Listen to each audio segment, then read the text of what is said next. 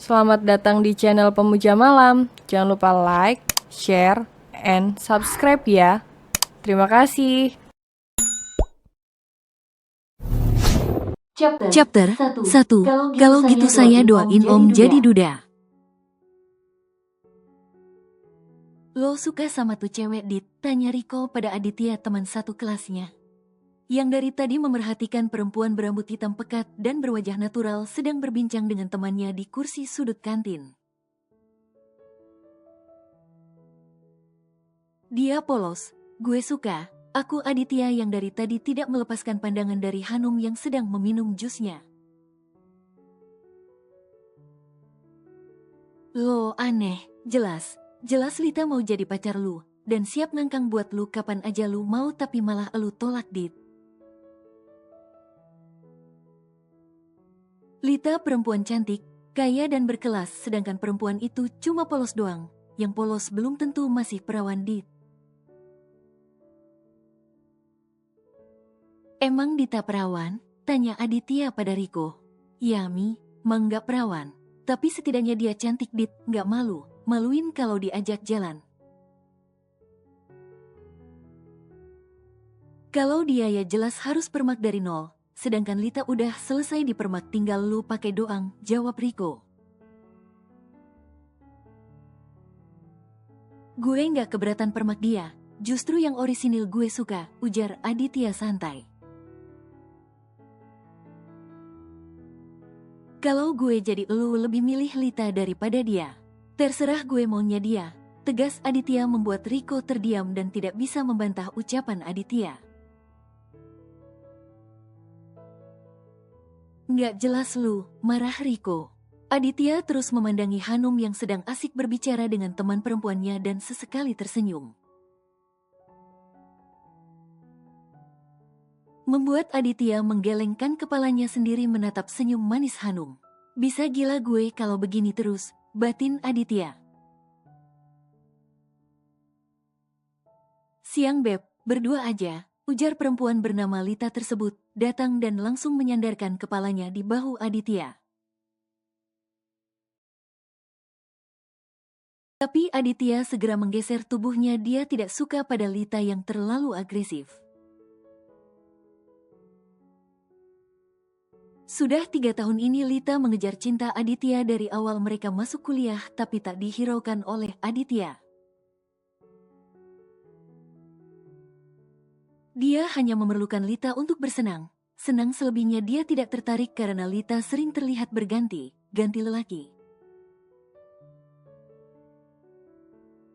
Dia mau saja diajak jalan dengan lelaki kaya dengan alasan Aditya tidak memberikannya kepastian. Bahkan Aditya tahu kalau Riko juga sering membawa Lita ke hotel, entah apa yang mereka lakukan di dalam kamar hotel berdua. Beb, deketan sini duduknya, aku kangen deh sama kamu, rengek Lita, tapi tak dihiraukan Aditya, dia terus saja memandangi Hanum membuat Lita cemburu. Jadi gimana keadaan ibu kamu Num? Tanya Fani, sahabat baik Hanum. Kemarin saya bilang kalau ibu sudah mulai membaik, tapi besok baru keluar semua hasil pemeriksaannya Van.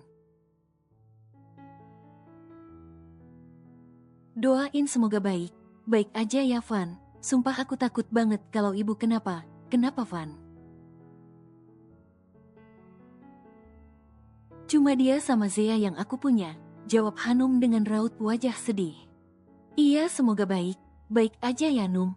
Oh ya, kemarin ibu kos nyariin kamu Num, kenapa?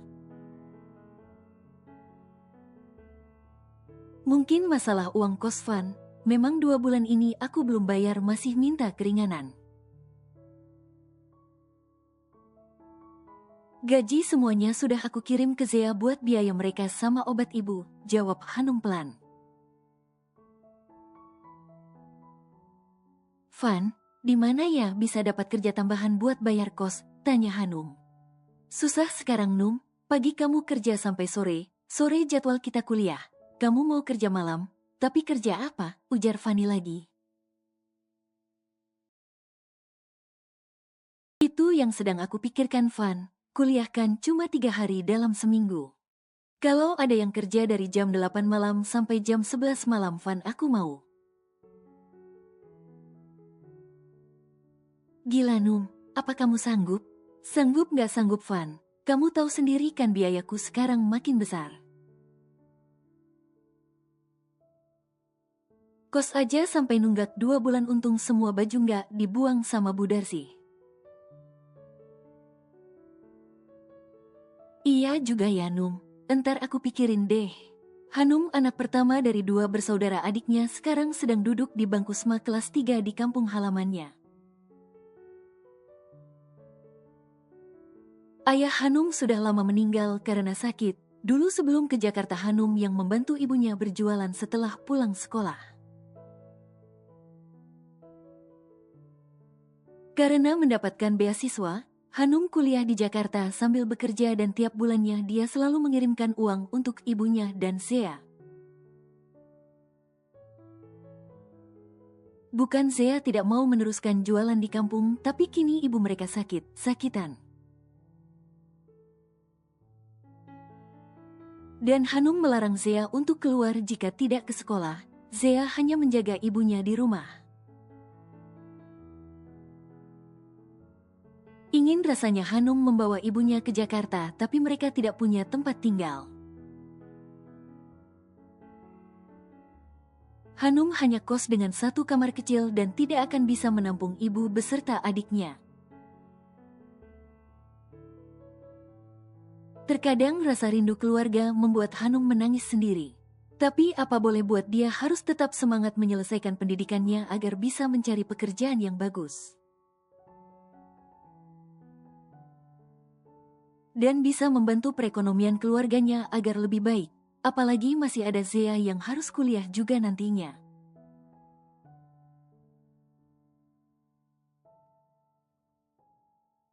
Kok murung gitu, Beb? Ada masalah ya? Tanya Roni sambil memeluk tubuh Fanny dari belakang. Dan mencium perempuan muda yang sudah menjadi sugar baby-nya selama setahun ini. Ya, Fanny selama ini menjadi simpanan Om Kaya. Dia juga datang dari kampung, tapi beda kampung dengan Hanum. Selama ini Roni yang sudah membiayai semua kebutuhan Fanny, mulai dari kos, apartemen dan juga uang jajan Fanny dan kebutuhan lainnya. Roni juga memiliki anak dan istri, hanya saja istri Roni sakitan membuatnya harus mencari cara pelampiasan lain. Jika Roni jajan di luar, dia takut tertular penyakit, untuk itu dia mencari sugar baby dan jatuh pada Fanny yang saat itu baru datang dari kampung. Fanny memang sudah tidak perawan, tapi rasanya masih sangat rapat menurut Roni hingga mereka menjalin hubungan sampai saat ini. Kamu butuh uang, sayang? Berapa? Katakan pada Om, tanya Roni lagi setelah mereka melakukan aktivitas panas. Tidak Om, bukan uang, jawab Fanny sambil menggelengkan kepalanya. Lalu apa? Bilang sama Om. Kalau Om bisa bantu pasti Om akan bantu kamu, jangan sedih. Om nggak suka. Om, ada temanku yang butuh pekerjaan tapi dia cuma bisa bekerja malam dari pukul 8 sampai 11 malam, jawab Fanny. Membuat Roni mengerutkan keningnya, hanya PSK yang memiliki jam bekerja seperti itu menurut lelaki yang berprofesi sebagai pengusaha ini. Om, ada tempat kerja nggak buat dia? Lanjut Fanny. Kalau di kantor pagi hingga sore sayang, dan sepertinya tidak ada lowongan juga, jawab Roni sambil bangkit. Lalu mengambil handuk dan masuk ke kamar mandi, sedangkan Fanny melanjutkan acara berbaringnya. Om mau pergi ya? Tanya Fanny yang melihat Roni sudah keluar dari kamar mandi. Biasanya jika begini Roni ingin buru-buru. Ya, Om lupa kalau tadi ada janji dengan Daniel. Tapi aku masih kangen Om. ujar Fanny bangkit dengan tubuh telanjang dan mendekat pada Roni lalu memeluk tubuh sugar daddy-nya ini. Cup, Roni mengecup bibir Fanny sekilas. Jika saja dia tidak keburu mengiyakan ajakan Daniel, sudah pasti Fanny saat ini tidak akan merengek begini. Maaf sayang, besok Om datang lagi, kamu akan Om buatku hingga tidak bisa kuliah. Sekarang Om pergi dulu ya, jaga dirimu, pamit Roni. Uang jajan nanti Om transfer, lanjutnya dan diangguki Fanny sambil tersenyum kecil. Fanny memang sudah terbiasa dibuat begini oleh Roni, datang dan pergi sesuka hati, tapi mau bagaimana lagi, mereka punya perjanjian. Fanny tidak boleh mengganggu privasi Roni, dia hanya bertugas di ranjang untuk memuaskan sugar daddy-nya itu. Ting, notifikasi pesan masuk di ponsel Fanny dan dia segera membukanya. Sejumlah uang 15 juta masuk ke dalam rekening Fanny dari Roni. Lebih baik aku pulang ke kos saja, gumam Fanny sambil menggenggam ponselnya. Roni sudah membelikan satu apartemen untuk Fanny di mana mereka bebas melakukan hubungan suami istri tanpa takut diganggu oleh siapapun. Tapi Fanny lebih sering menghabiskan waktunya di kos bersama Hanum sang sahabat.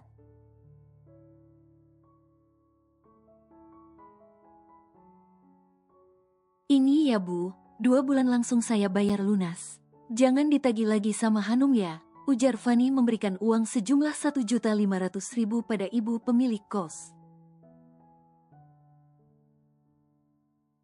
Kenapa kamu yang bayar, Van? Tanya ibu kos tersebut penasaran.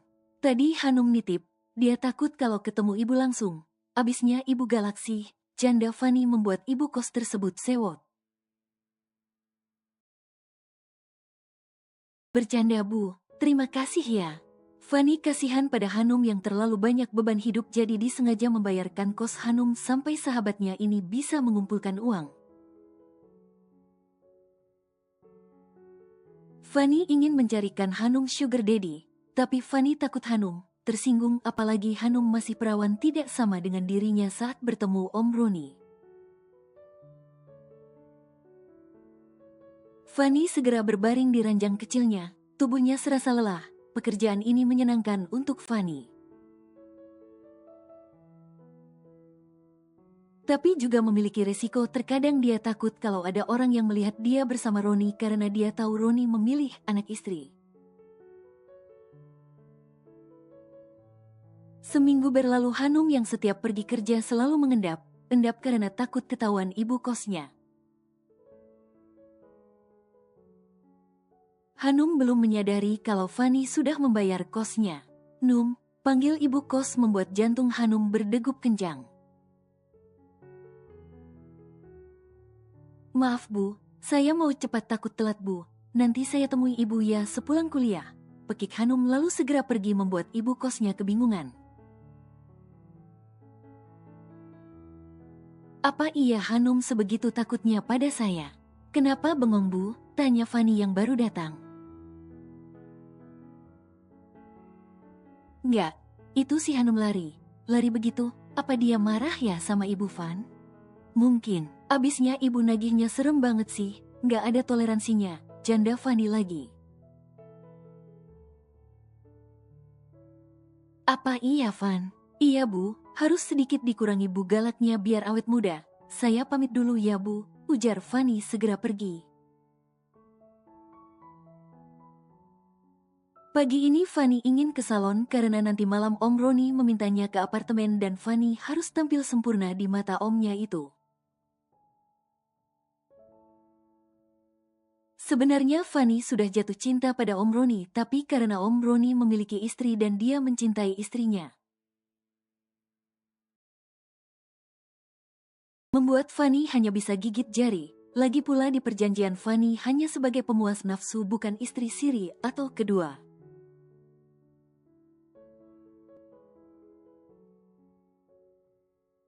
Saya minta maaf karena keadaan kafe ini semakin sepi, jadi saya harus mengurangi karyawan dan salah satunya kamu, Nung.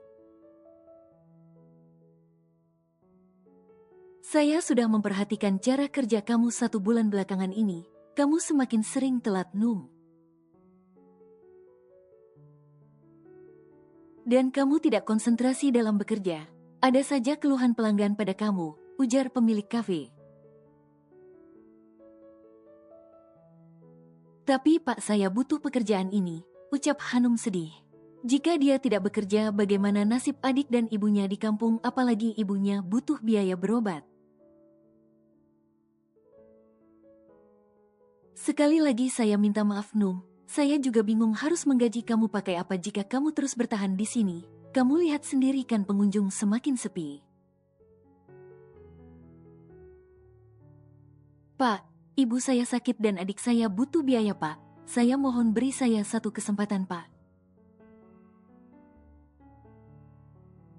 Sekali lagi saya minta maaf, Num, hanya ini pesangon yang bisa saya berikan pada kamu.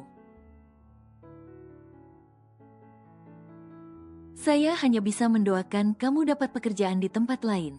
Saya juga minta maaf, Pak, kalau cara kerja saya tidak memuaskan untuk Bapak, ucap Hanum bangkit. Dia mengambil amplop dan berjalan ke arah dapur untuk mengambil barang-barangnya. Kamu kenapa sedih, Num? Tanya Dava, salah satu rekan kerja Hanum. Aku dipecat, Fa. Dipecat, tanya Dava terkejut, pasalnya dia cukup dekat dengan Hanum. Bahkan lelaki yang tua setahun dari Hanum ini juga menyimpan rasa pada perempuan bertubuh mungil ini. Iya, aku pamit dulu, Fa. Kalau ada salah selama kita kenal aku minta maaf, Fa, ujar Hanum sedih.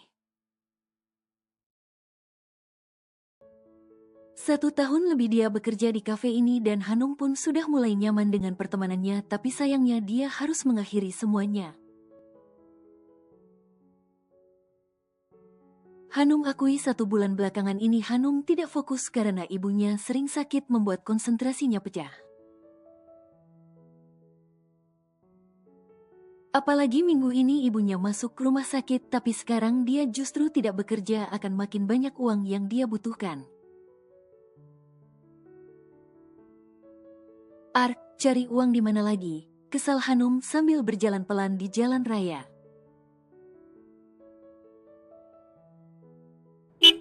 Sial, pekik lelaki tampan yang ada di dalam mobil mewah tersebut. Cari mati kamu, pekiknya lagi membuat Hanum terkaget. Biasa aja, Om, nggak usah pakai otot dong, jawab Hanum ketus membuat lelaki tersebut menepikan mobilnya dan turun. Biasa aja kamu bilang, kalau tadi kamu ketabrak gimana? Siapa yang harus bertanggung jawab? Ya Om lah, kan Om yang bawa mobilnya, jawab Hanum ketus. Terus lecetnya mobil saya, siapa yang mau ganti rugi? Ya Om juga lah, kan Om yang nabrakin, lagian gak mungkin mobil Om yang lecet, ya pasti saya yang pingsan dong. Kamu ya, tunjuk lelaki itu pada Hanum dengan kesal. Apa, Om mau apa? Tantang Hanum.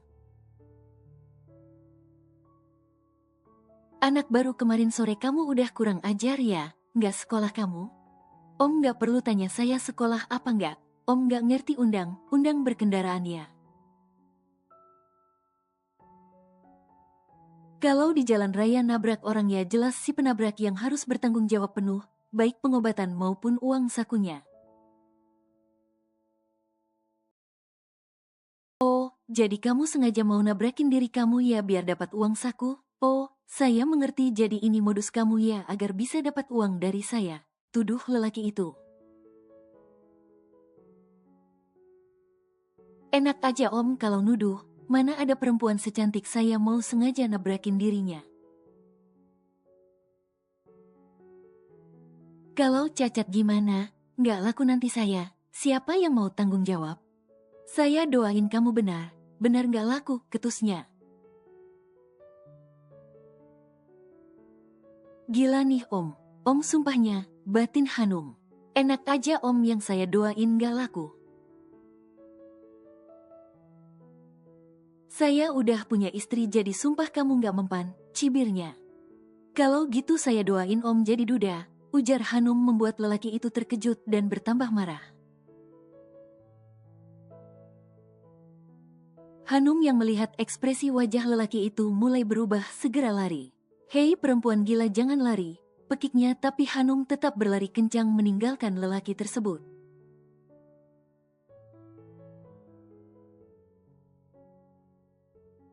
Beneran deh Van, aku kesalnya sampai ke Ubun hari ini, mana dipecat lagi, buat bete aja, cerita Hanum. Gimana cara bayar kos kalau begini Van? Pakai pesangon, mau makan apa nanti? Rengek Hanum lagi. Sudah jangan dipikirkan Bu Darsih juga nggak nagih kan? Santai aja Num, yang penting sekarang bagaimana cara kamu bisa dapat pekerjaan baru buat kehidupan kamu ke depannya. Iya Van, bantuin aku ya. Nanti aku coba tanya ya Van, siapa tahu ada lowongan buat kamu. Tapi kamu juga coba cari lowongan di tempat lain, mana tahu diterima, ujar Fanny. Iya nanti aku coba lihat di lowongan pekerjaan Van. Sumpah pusing banget Van, mana ibuku lagi butuh biaya besar, ucap Hanum sedih.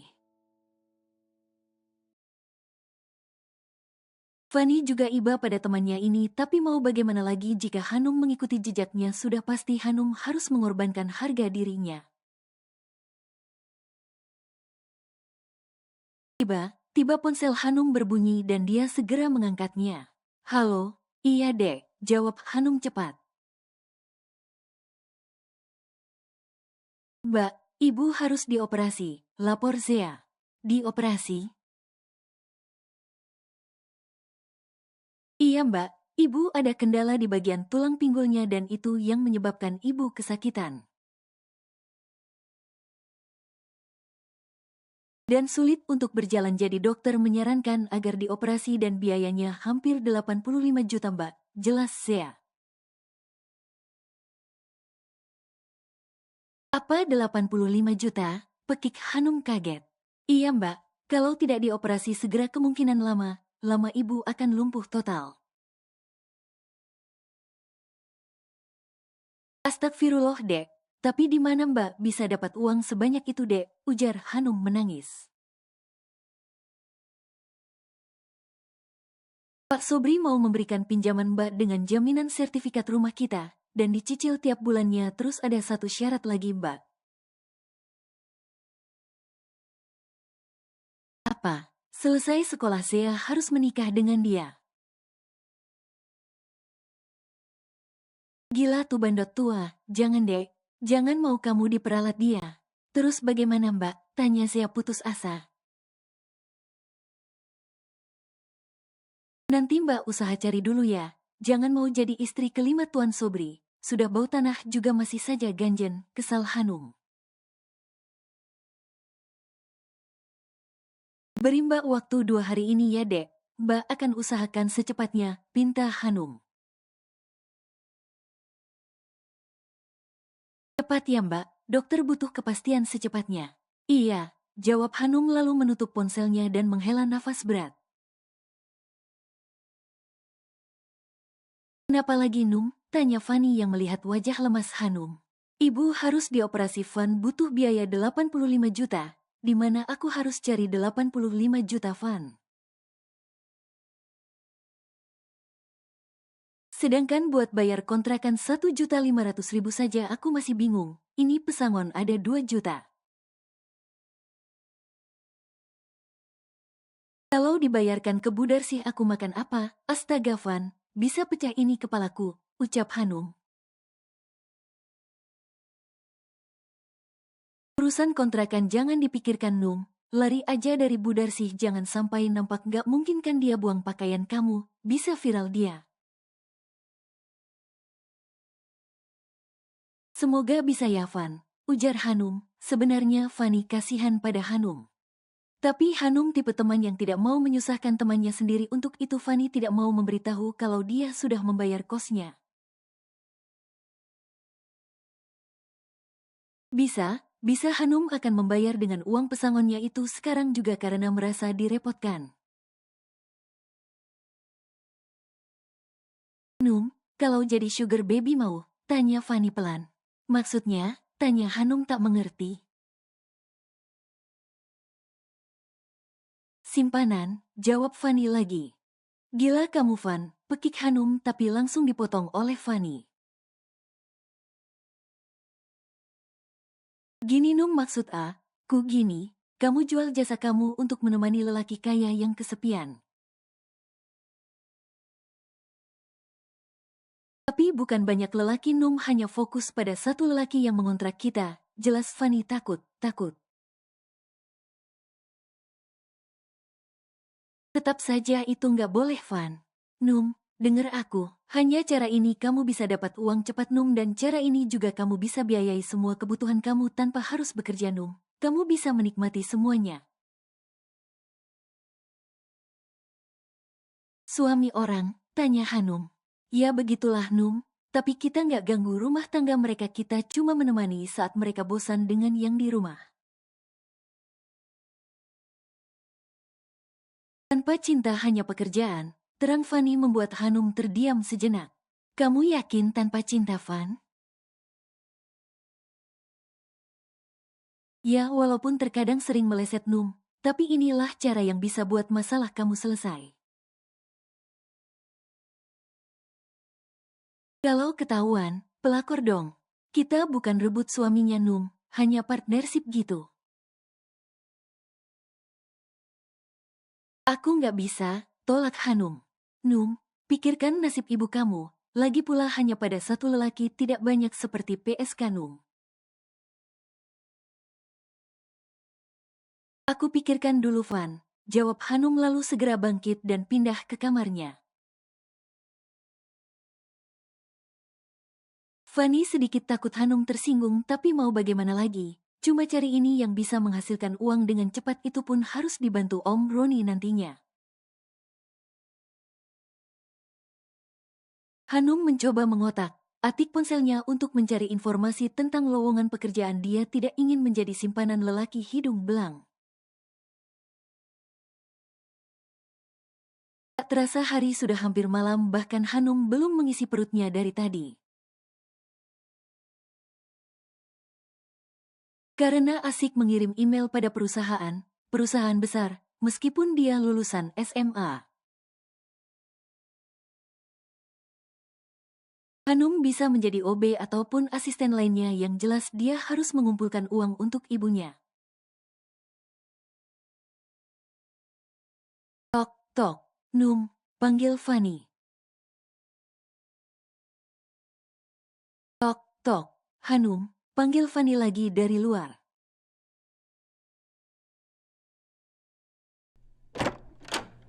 Mau kemana kamu Van? Rapi bener harum lagi, tanya Hanum sambil mengendus tubuh sahabatnya ini.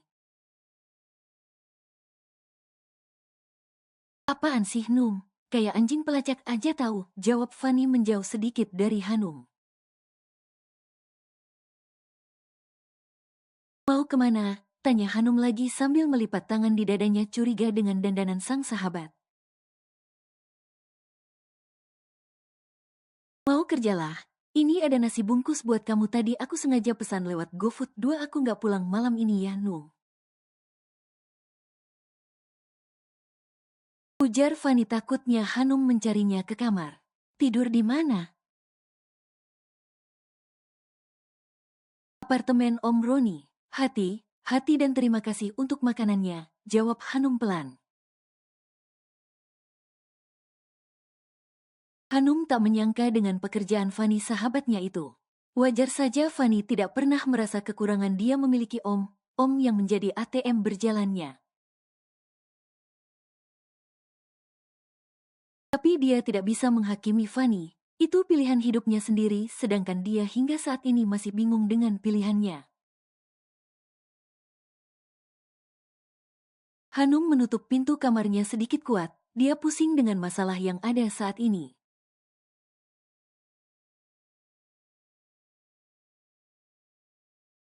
Om, jangan di leher ah, desah Fanny saat Roni memberikan kiss mark di lehernya. Kelepasan sayang, Om sangat rindu kamu. Makanya jangan pulang cepet, cepet kalau rindu, au. Ah, desah Fanny. Gerakan yang erotis membuat sepasang kekasih ini kelelahan dan terkulai di atas ranjang. Om, cariin sugar daddy satu lagi dong, pinta Fanny sambil mengelus dada telanjang Om Rooney. Apa kamu nggak puas sama Om? Bukan buat aku tapi buat Hanum temanku Om, dia butuh uang. Hanum, ya teman satu kosku Om, dia lagi butuh uang buat biaya operasi ibunya. Berapa? 100 juta lah. Lumayan gede itu sayang, jawab Om Rooney. Cantik nggak? Tanya Om Rooney lagi. Lumayan Om, masih orisinil sih. Nanti coba Om tanya sama Daniel, dia mau sugar baby nggak? Memangnya istri Om Daniel kemana Om? Ada, tapi sekarang sedang sibuk pulang ke Jogja. Ibunya sakit jadi lebih banyak di Jogja daripada di sini. Kamu tahu sendiri kan kebutuhan lelaki seperti apa? Om saja bisa sampai 3 kali sama kamu jadi Om tahu kalau Daniel itu kesepian. Tapi Om beneran gak pernah lagi sama Tante Dian? Tanya Fanny penasaran. Enggak, Dian gak bisa apa. Apa, dia sudah meminta Om beberapa kali untuk menikah lagi tapi Om harus tetap jaga perasaannya. Dia sedang sakit. Jika dia tahu Om menikah pasti akan tambah drop jadi biarkan saja begini sampai dia sembuh. Kalau dia sembuh, tanya Fanny lagi. Ya kontrak kita berakhir. Om cinta banget ya sama Tante Dian? Ya begitulah Van. Dia sudah memberikan Om 2 anak dan selama kami menikah, Dian seorang istri yang baik. Dan juga sabar hanya saja dia tidak bisa memberikan kebutuhan biologis sejak dia sakit ini. Jelas Roni membuat Fanny menganggukkan kepalanya. Sebenarnya dia cemburu tapi mau bagaimana lagi sudah tertera di kontrak tidak boleh mengganggu privasi. Ya Fanny hanya bisa memendam saja rasa cintanya pada Roni. Kalau bukan Om Daniel juga nggak apa-apa Om. Asalkan royal, kasihan Hanum pusing sendiri Om. Iya nanti Om usahakan ya. Sekarang puasin Om dulu. Jawab Roni yang mulai menindih tubuh Fanny lagi untuk melakukan ronde kedua mereka. Roni sebenarnya tipe lelaki yang setia hanya saja 1 tahun belakangan ini Dian sang istri benar tidak bisa melayaninya. Jadi membuat Roni memutuskan memilih sugar baby, tapi Roni masih berharap untuk kesembuhan sang istri. Gila lu, gue punya istri bro, Susan sehat jasmani rohani kenapa harus cari perempuan panggilan segala? Bukan perempuan panggilan bro, sugar baby. Bisa dimainin kapan lu butuh dan bisa bikin lu muda terus bro, percaya deh. Tapi gue nggak butuh itu cukup Susan saja. Gimana nggak butuh si Susan kadang pulang ke Jogja 1 bulan lamanya? Apa nggak konat tuh benda tumpul lu? Tunjuk Roni pada milik Daniel membuat Daniel menutupnya dengan telapak tangannya. Gue bisa tahan kalau nggak ia main sendiri di kamar mandi, gampang kan kenapa dibuat ribet? Nggak seru bro, kalau main berdua lebih seru. Sensasi yang mudah jauh berbeda. Cobain deh, lebih hemat sabun mandi, ujar Roni sambil terkekeh kecil. Tapi lobangnya sama kan? Nggak usah aneh. Aneh deh entar ketahuan Aditya gawat gue bisa dipecat jadi bapaknya, ujar Daniel. Daniel lelaki berusia 41 tahun tapi dia terlihat gagah dan lebih muda dari umurnya. Daniel rajin olahraga dan menjaga pola hidup sehat. Ayahnya meninggal karena stroke membuat Daniel lebih ekstra pada dirinya sendiri. Daniel dan Roni satu angkatan sekolah hingga berbisnis saat ini. Keduanya sama kaya raya dengan hasil keringat sendiri bukan warisan orang tua. Yang membedakannya Roni menikah dengan pujaan hatinya sedangkan Daniel hasil perjodohan keluarga. Tapi Daniel sangat mencintai Susan sang istri. Menurut Daniel, Susan perempuan sempurna yang mengenalkannya tentang cinta. Daniel menikah dengan Susan saat perempuan itu berusia 18 tahun sedangkan Daniel 20 tahun dan itu semua karena perjodohan keluarga. Mereka kini memiliki satu putra yang berusia 21 tahun yang sedang duduk di bangku kuliah. Berbeda Roni yang memiliki satu putra dan satu putri yang masih duduk di bangku SMP dan SET. Dicoba dululah bro, iseng berhadiah, main cantik, bujuk Roni lagi. Masih orisinil, nggak nyesel deh, kalau nggak dipakai ya sekedar buat teman ngobrol juga bisa. Daripada kesepian nungguin Susan pulang 1 tahun sekali. Teman laknat lu. Hahaha, entar gue kenalin ya, dia butuh uang cepat bro, kasihan anak kampung. Kalau anak kampung pasti kucel, tebak Daniel. Kata Fanny si cantik, kalau nggak ada Fanny gue mau bro tapi nggak mungkin Fanny gue buang gitu aja dia udah temani gue lama. Ntar gue pikirin lagi, jawab Daniel. Udahlah nggak usah dipikirin lagi, bahwa happy gue tahu kalau lu butuh tapi gengsi. Bangsat lu, ujar Daniel sambil melemparkan tisu ke wajah Roni membuat lelaki tampan itu terkekeh. Mereka sama tampan itu yang membuat daya tarik tersendiri untuk lelaki matang ini. Malam besok kita kenalan ya. Terserah lu, ucap Daniel sambil memukul lengan Roni pelan membuat mereka tertawa kecil bersama.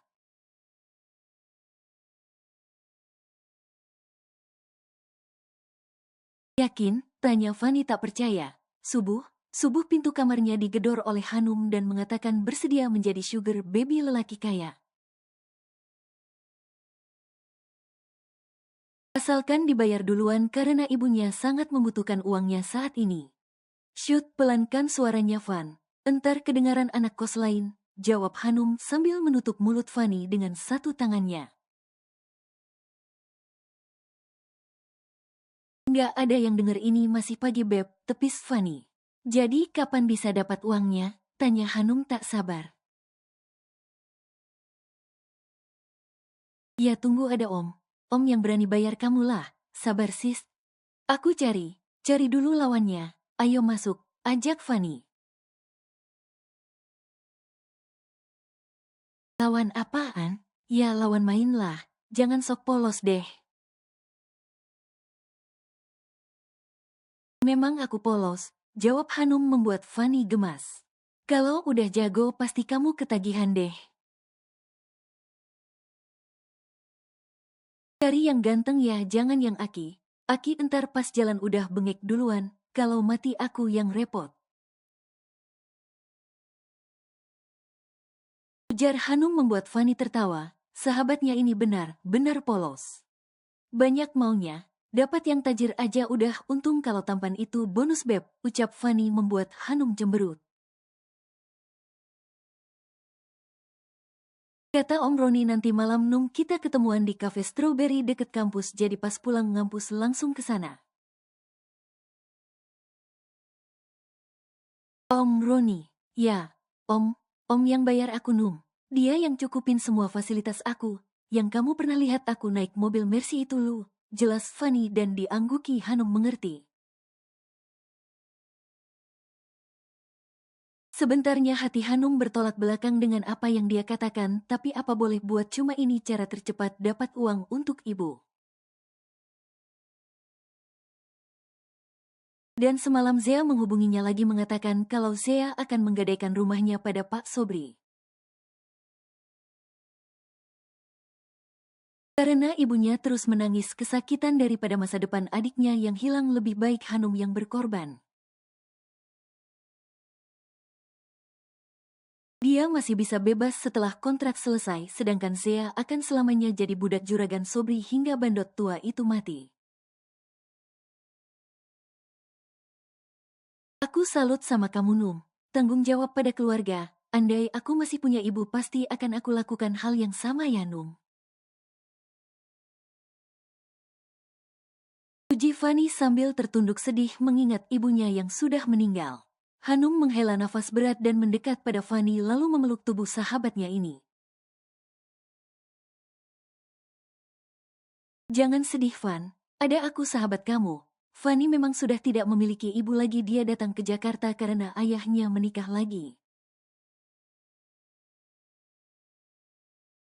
Dan dia memiliki ibu tiri yang menurut cerita Fanny kejam, jadi Fanny memilih di ibu kota saja untuk kuliah. Sejak kenal Om Roni hingga saat ini Fanny tidak lagi meminta biaya hidup pada ayahnya, bahkan dia tidak pernah tahu keadaan ayahnya.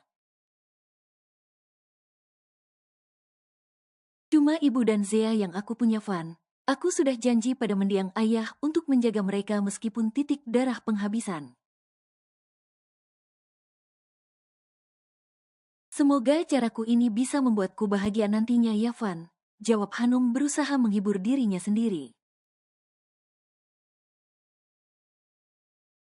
Meskipun dia tahu kalau pekerjaan ini beresiko hilangnya keperawanan, belum tentu ada yang mau pada dirinya nanti.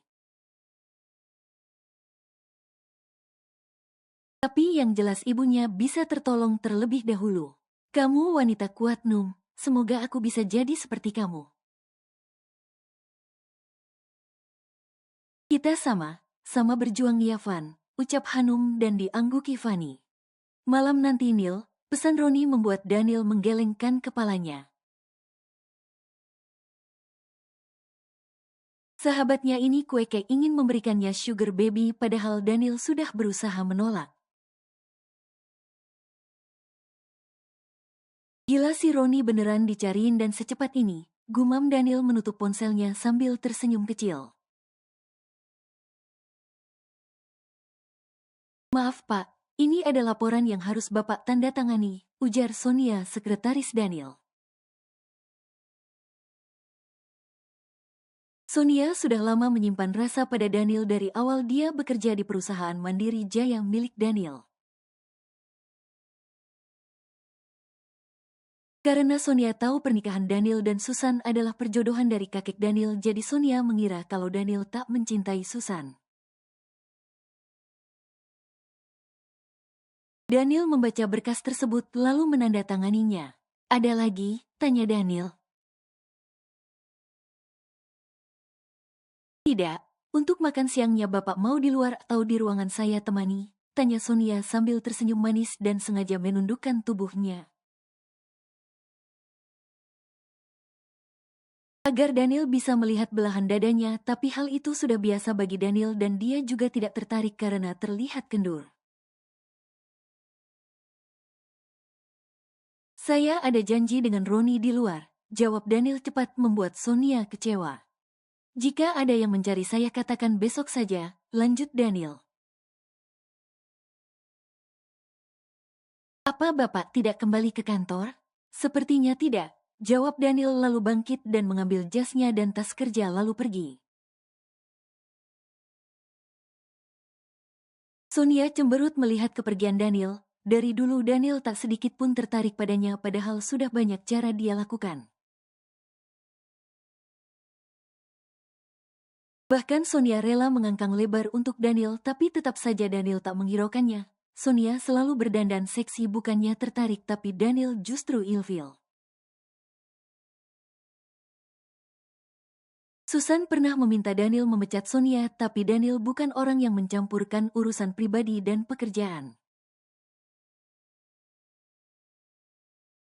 Selagi Sonia profesional dan bekerja dengan baik padanya, Daniel tidak keberatan karena sejauh ini Sonia belum pernah merugikannya.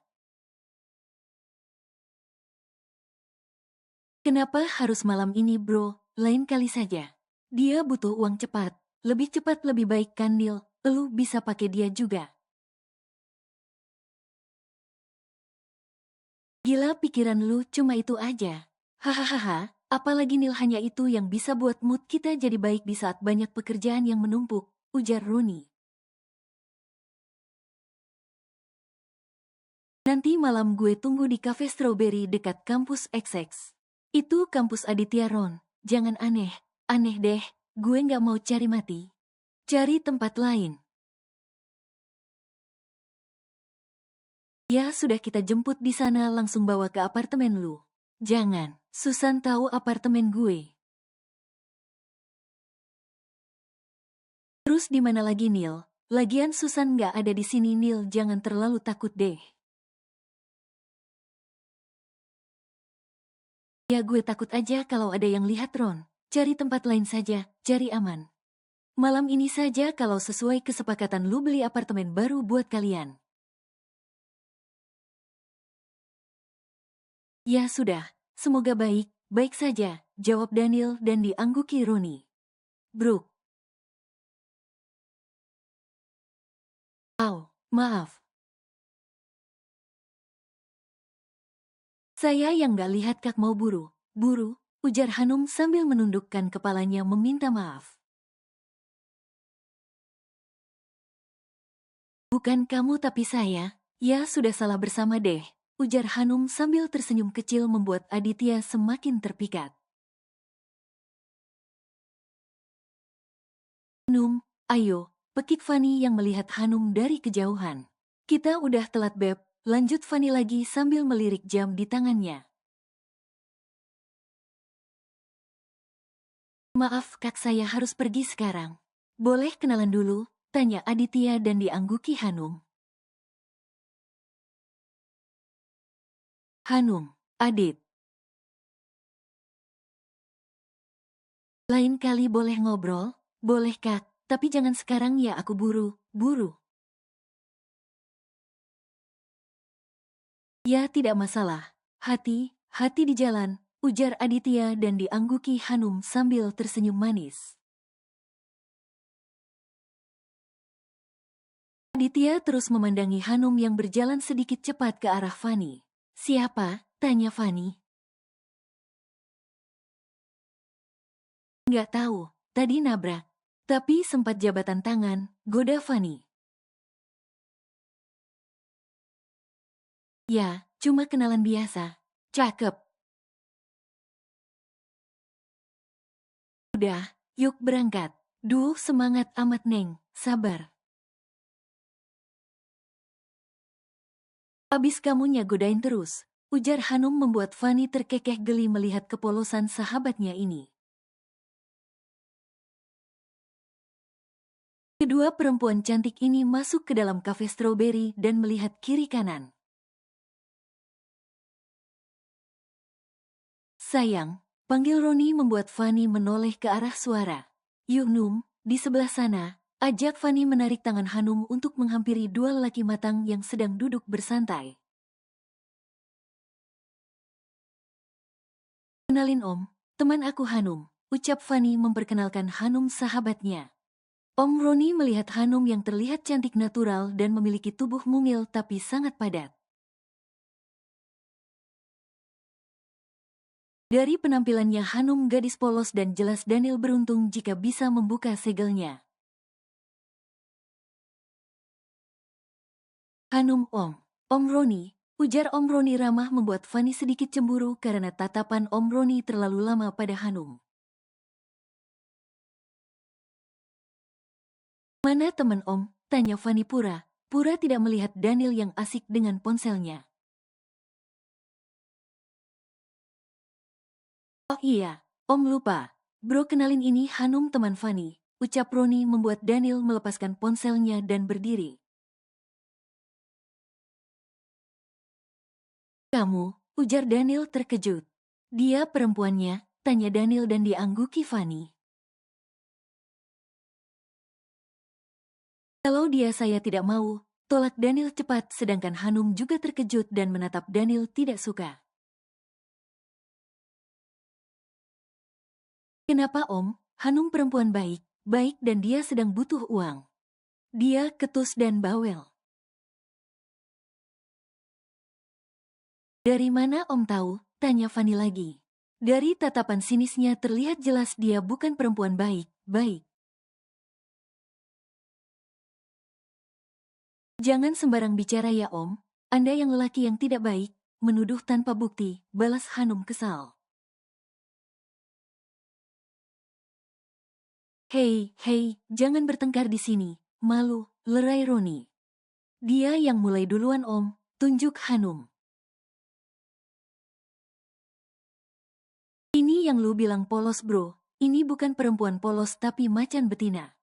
Enak saja Anda bicara, jaga ucapan Anda sebelum mulut Anda saya robek ya Tuan. Tuh kan, gue ogah sama dia bro, ucap Daniel bergedik ngeri. Duh, kok malah jadi begini? Udah dong Num, katanya butuh uang, ingat Fanny membuat Hanum diam, dia sampai lupa prioritas utamanya. Ayo pergi kita selesaikan masalahnya tapi jangan di sini. Nanti dilihat anak lu. Ingat Om Roni sambil menarik tangan Daniel.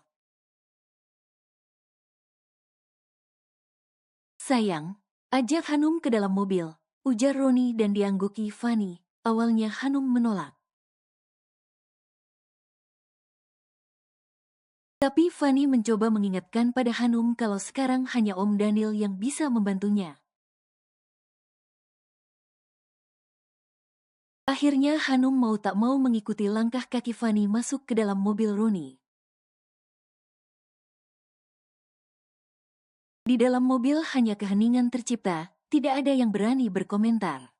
Cuma masalah kecil bro dan Hanum juga bersedia minta maaf. Iya kan Num? Tanya Om Roni dan diangguki Hanum terpaksa.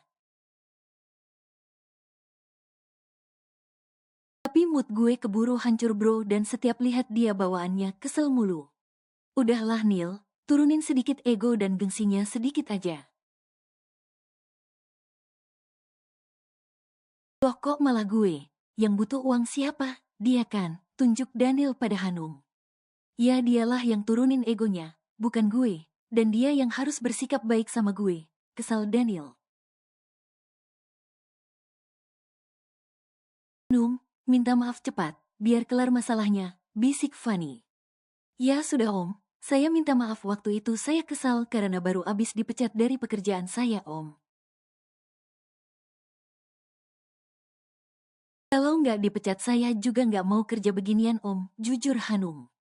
Membuat Fanny terkejut sedangkan Roni menggelengkan kepalanya mendengar kejujuran Hanum. Masih aja songong, padahal butuh uang, gumam Daniel. Num, tegur Fanny lagi. Maaf Om salah bicara, ralat Hanum. Udah deh bro kayaknya nggak akan cocok kalau perempuannya dia.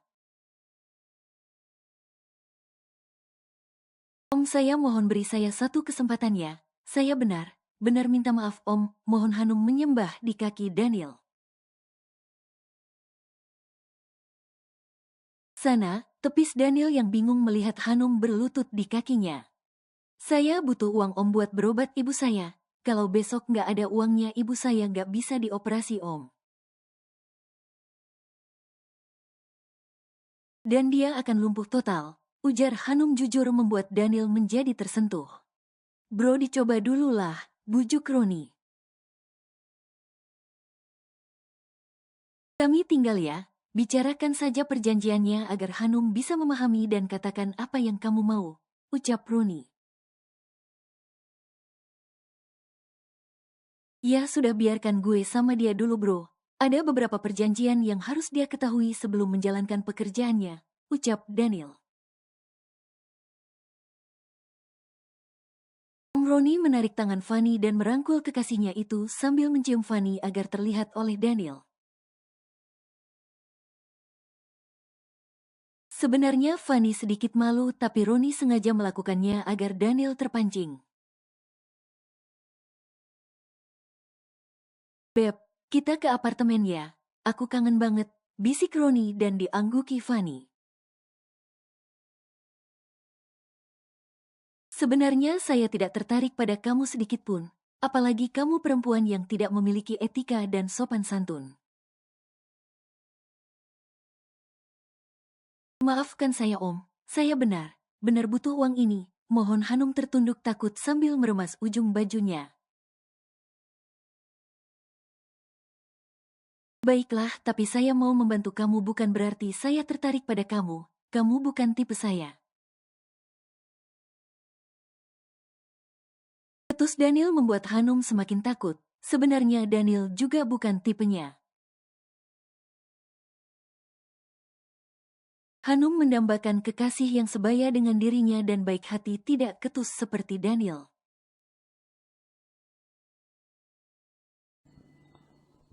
Bersambung.